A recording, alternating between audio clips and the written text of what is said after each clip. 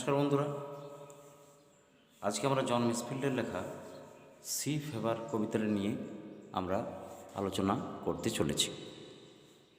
জন মেসফিল্ড তিনি একজন প্রকৃতিপ্রেমিক কবি। সাথে এটাও বলবো যে he was an English poet, writer and poet, লেকচারেট of the United Kingdom. Okay, তো এখানে তিনি সমুদ্রকে তুলে ধরেছেন একটা মনোরম সুন্দর পরিবেশের মধ্যে দিয়ে। সমুদ্র সাধারণভাবে আক্রোশে হয়, সমস্ত কিছু গিলে খায়, ধ্বংস করে দেয়, কিন্তু এখানে কবি ফুটিয়ে তুলেছেন তার সুন্দর রূপটাকে। বোঝা যাচ্ছে তিনি ব্যক্তিগতভাবে আমাদের কবি, এখানে তিনি ছিলেন নাবিক, তাই তিনি সমুদ্রকে অবশ্যই অত্যন্ত বেশি ভালোবাসেন। তো চলো বন্ধুরা, আমরা কবিতাটা নিয়ে আলোচনা করি।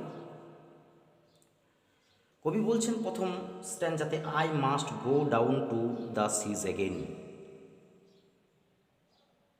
প্রথমে তিনি বলছেন যে আমি অবশ্যই কিন্তু সমুদ্রে আবার যাব। অর্থাৎ এই লাইনের মধ্য দিয়ে আমরা এটা বুঝতে পারছি যে কবি কিন্তু এর আগেও সমুদ্র যাত্রা করেছেন।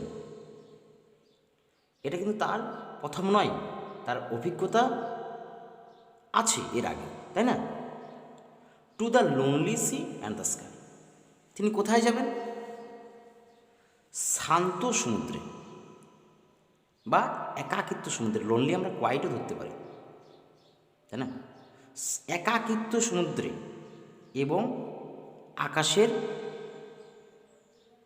শান্ত আকাশের নিচ হয়ে, এটা আমরা বলতে পারি যে কবি চলেছেন লোনলি সি, একটা এক নির্জন নিঃসঙ্গ একটা সমুদ্র,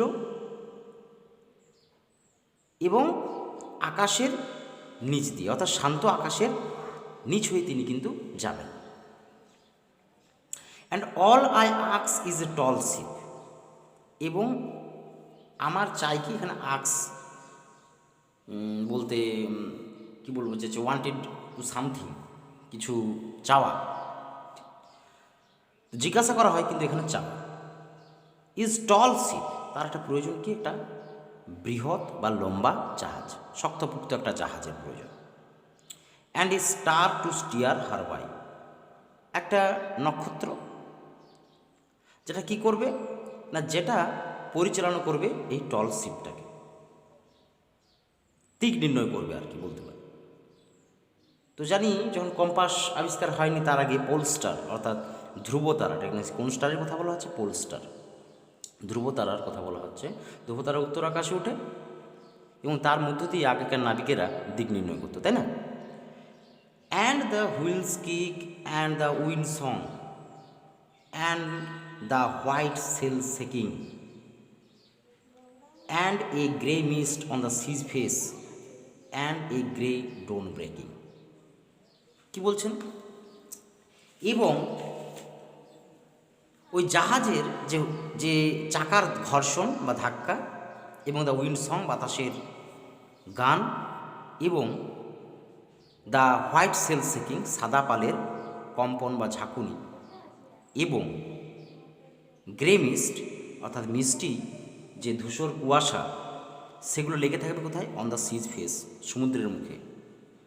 সমুদ্রের মুখের মধ্যে লেগে থাকবে যেন মিষ্টি একটা কুয়াশা, ধূসর কুয়াশা।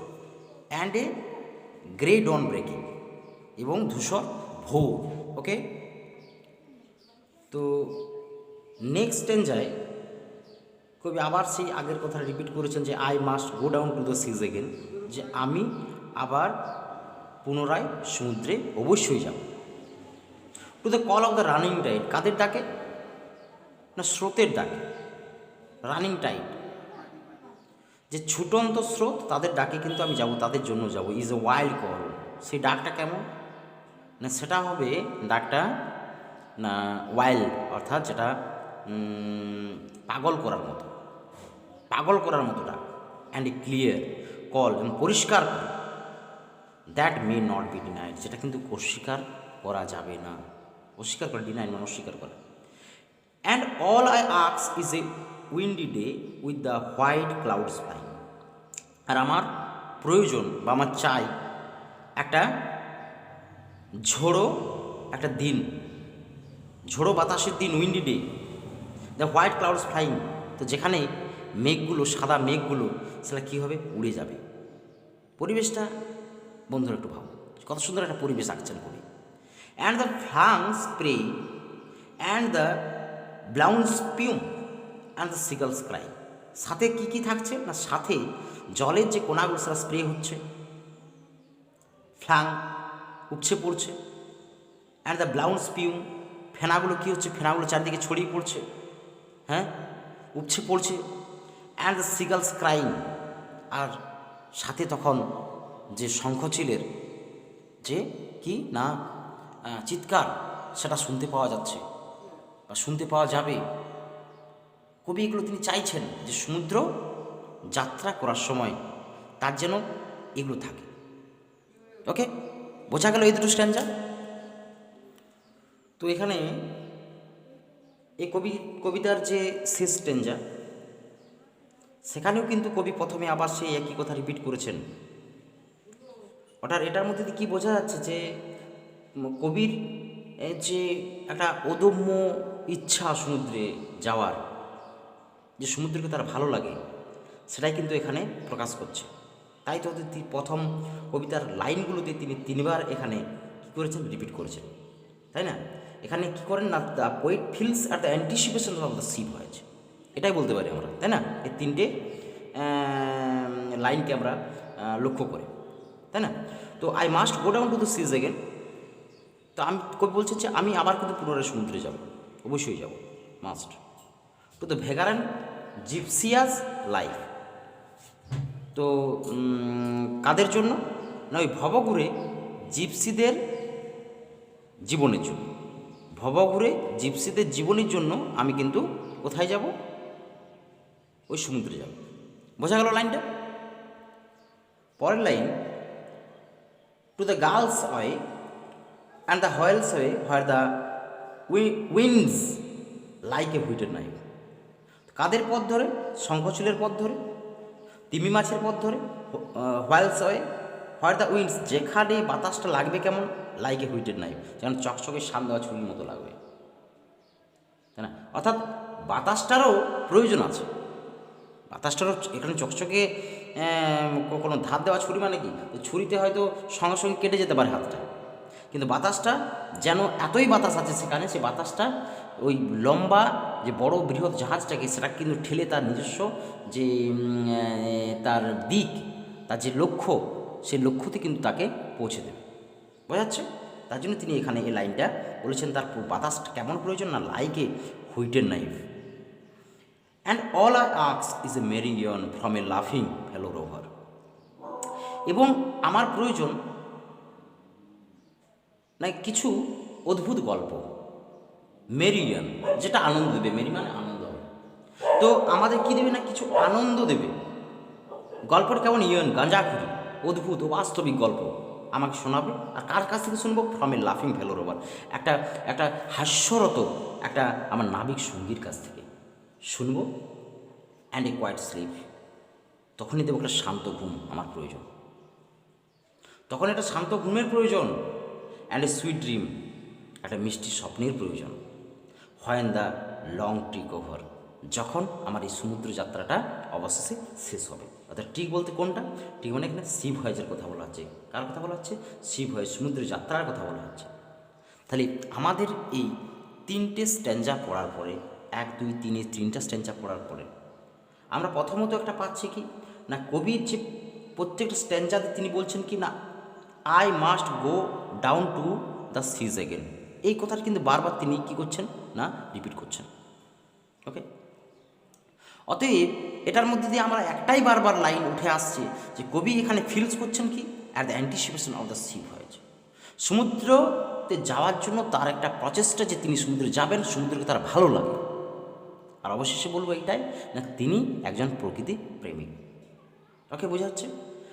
এছাড়া সমুদ্র যাত্রা করলে হবে না, সমুদ্র যাত্রার করার জন্য কিছু জিনিসের প্রয়োজন।